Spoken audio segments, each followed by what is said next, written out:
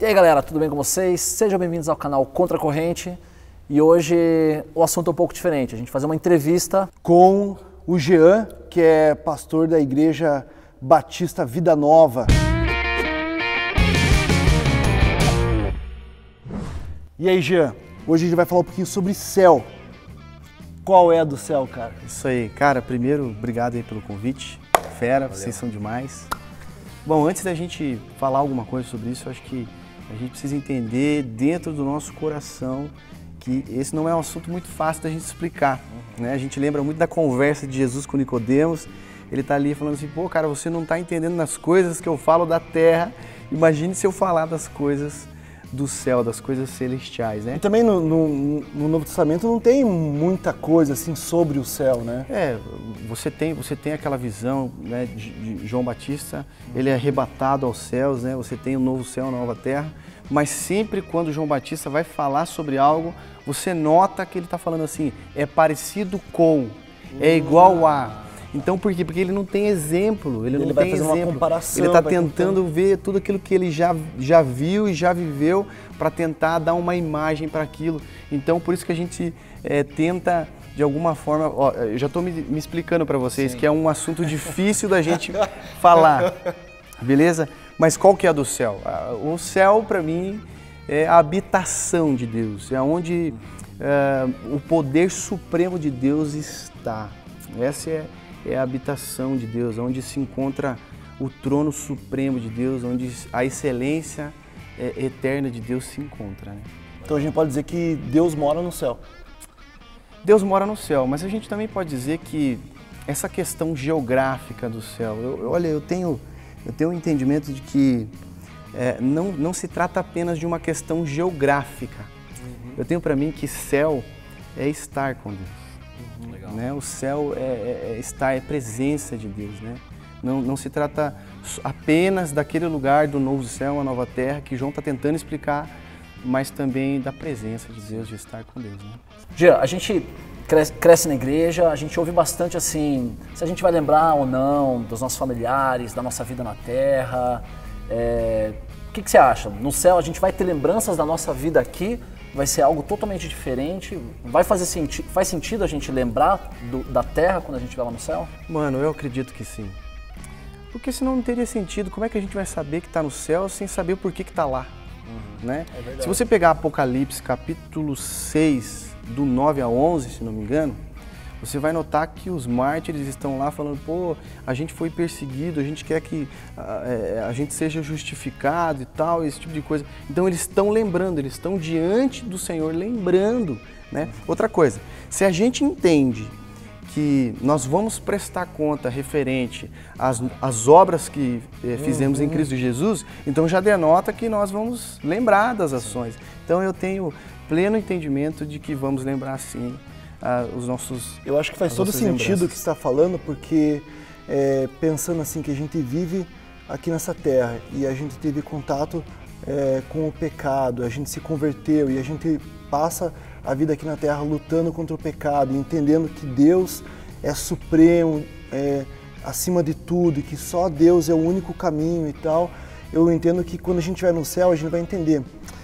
A gente já tentou todas as alternativas e todas deram errado. Legal, só o fato de Jesus é o único caminho. A gente vai saber o porquê de estar no céu. Para mim isso já responde o porquê da gente lembrar, né? Ah, com certeza. Se eu lembro quem eu fui aqui, cara, eu vou saber o porquê eu estou lá, né? E às vezes assim a gente pode pensar, pô, mas será que... Não, a gente já tentou, não deu certo, é Jesus, sabe? A gente tem que louvar Deus. E a diferença é da questão do corpo glorificado. Então assim, nós vamos ser um corpo glorificado. Então, há uma transformação em 100%, ou seja, os sentimentos pecaminosos ou a malícia não faz mais parte da gente. Então, essa é a questão de lembrar. A gente olha da onde, aquilo que você falou, a gente olha, a gente sabe de onde saiu, de onde a gente saiu e por que está ali.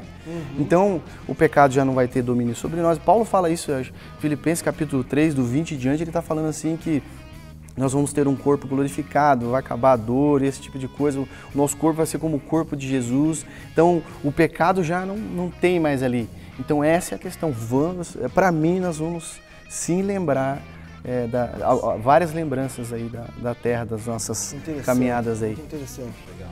E uma outra pergunta que eu tenho assim é se o céu vai ser chato. Às vezes as pessoas falam assim, vou ficar a eternidade inteira lá no céu, pô, vai ficar tocando harpa e vai ficar tudo branco, com vestes brancas. Uma vez eu ouvi um cara falando assim, eu não quero ir pro céu, porque todos os astros do rock estão no inferno. Caramba, velho. Olha, eu acho... Então, mas assim, essa é a questão. O que a gente vai fazer lá no céu? Vai ser algo chato? Olha, eu quero usar algumas frases aqui do Dr. Russell Shedd, o falecido. Eu tenho certeza que ele está no céu agora. E ele disse assim, olha, ele tem uma pregação dele sobre o céu, ele diz assim, vocês me colocaram para falar uma coisa que eu não sei, porque eu ainda não fui lá. Né? Então, pouco se fala na Escritura, né, sobre isso, sobre essa questão do céu, se vai ser chato ou não vai. Olha, eu acredito que não vai ser chato, porque se você olhar a história dos apóstolos, você vai notar que os caras deram a vida por essa verdade, deram a vida por essa realidade. Então, eu acredito que não. Hoje a gente lê a Escritura e a gente vê os milagres, os prodígios, a caminhada de Jesus, os ensinamentos, a gente fala, cara, que top, eu queria muito estar lá. Então a gente vai estar do lado do cara, trocando ideia, né? Talvez a gente vai estar lá, Paulo vai estar lá, Paulo, eu queria saber por que você escreveu, por que você disse que você queria entregar aquela pessoa para Satanás e tal, esse tipo de coisa. Entendeu? Tem algumas coisas, né? Que a gente fala assim, eu vou anotar aqui lá no céu, eu chego e pergunto, né? Sim. Mas eu acho que não vai ser chato. Você acha que as igrejas hoje falam um pouco de céu? A gente nas nossas pregações, dos nossos estudos de célula, de igreja, enfim, você como pastor, você acha que a igreja fala pouco de céu hoje? Fala pouco. A igreja fala pouco. Eu acho que essa nova teologia, isso que vem lá, né? Essa teologia da libertação, né? Essa teologia da prosperidade, isso tudo tirou o foco do cerne do céu. A gente fala muito pouco sobre o céu, nós somos muito mediatistas, consumistas, então tudo isso tira o nosso foco do céu.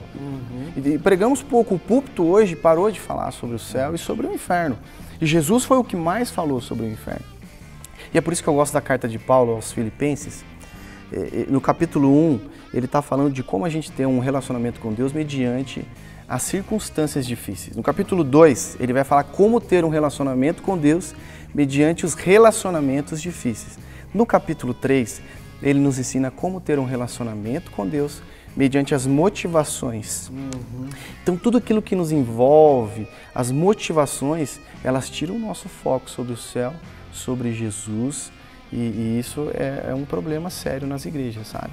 Ele diz assim no capítulo 3, versículo 10, ele está falando assim, que o meu objetivo é conhecer a Cristo e compartilhar do poder que ressuscitou ele dentre os mortos. O foco do apóstolo Paulo era esse. Então, ele está falando, cara, o meu foco é Cristo, é o céu, é para lá que eu vou. E a gente fala muito pouco isso. Cara, complementando isso que você falou, de que a gente estava com os olhos desviados do céu, né, para uma cultura imediatista e tudo mais, você acha que hoje as pessoas, elas querem mais ir para o céu ou têm mais medo do inferno?